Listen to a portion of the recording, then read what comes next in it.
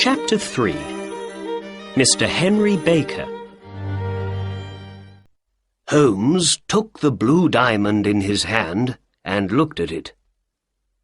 "What a beautiful thing," he said. "Look at the wonderful colours in it. Dark blues and cold whites. All big jewels make people into thieves and killers in the end.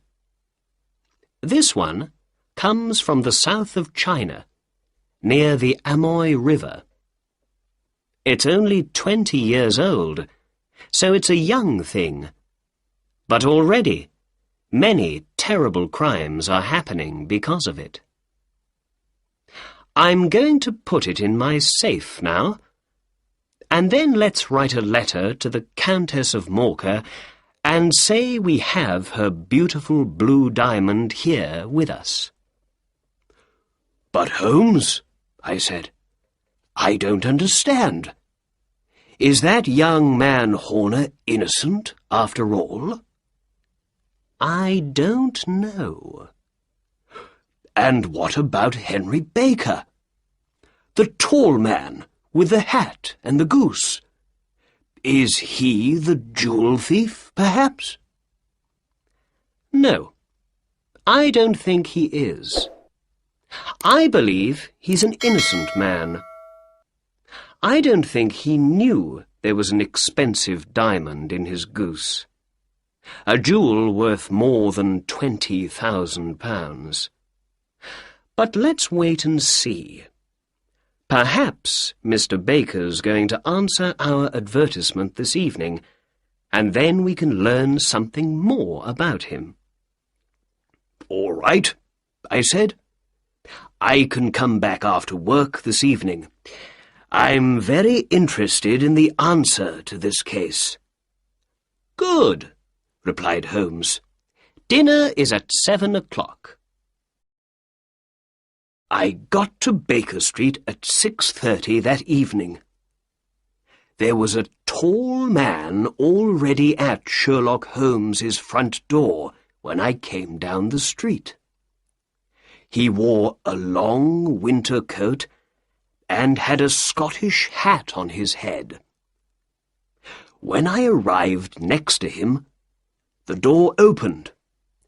Mrs. Hudson, Holmes's housekeeper, said, 'Good evening' to the two of us, and we went in and upstairs to Holmes's room.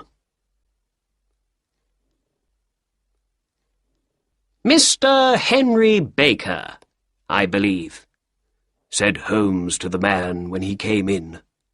"Please, sit down." Holmes looked at me and smiled. "Ah, Watson, good. You are here when we need you." Then he looked back at his other visitor. "Is that your hat, Mr. Baker?" Mr. Baker looked at the hat on the chair. "Yes, sir. That's my hat. There's no question about it."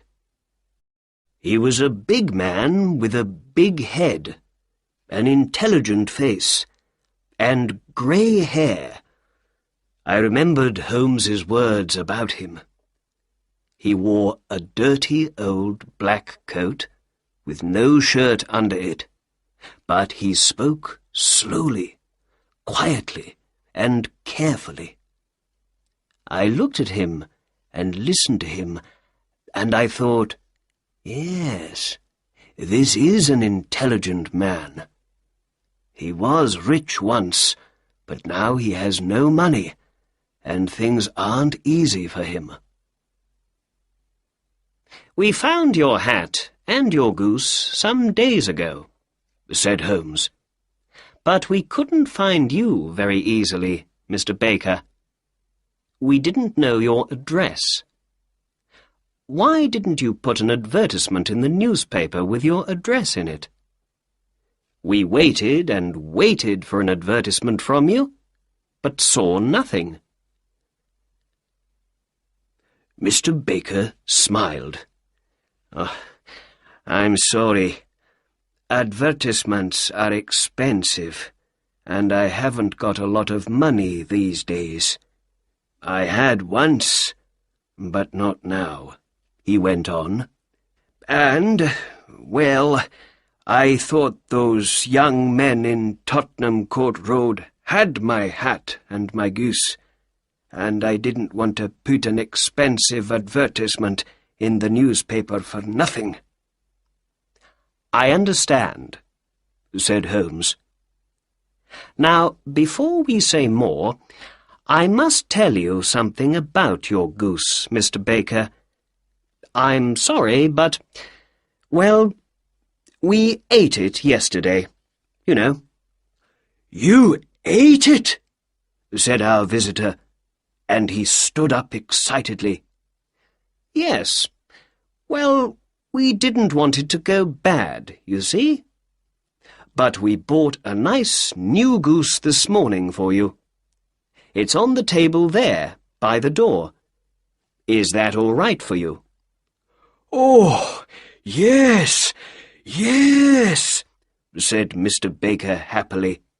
He sat down again. "And let's see. I think we have your old goose's feet, head, and everything from inside it in the kitchen. Do you want those?" The man laughed. "No, no," he said, "but I'd like to take that nice new goose home with me. Thank you very much." Sherlock Holmes looked at me with a little smile. "Very well," he said to Mr. Baker. "There is your hat, and there is your bird. Please take them. Oh, and before you go, can you tell me something? Where did you get your goose?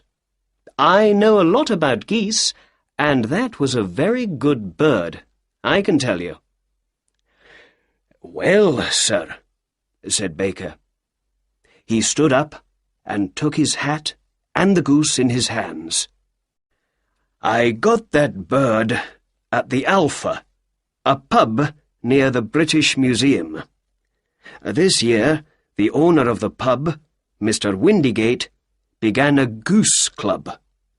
Every week, we all put 5 or 6 pence into a money box, and at Christmas time, we all had the money for a goose." With that, he said goodbye and left. "Well," said my detective friend, "that answers one question. Mr. Baker is not our diamond thief. Are you hungry, Watson?" "Ooh, no, not very." "Let's eat later, then. We must go to the Alpha at once. We need to speak to Mr. Windigate tonight."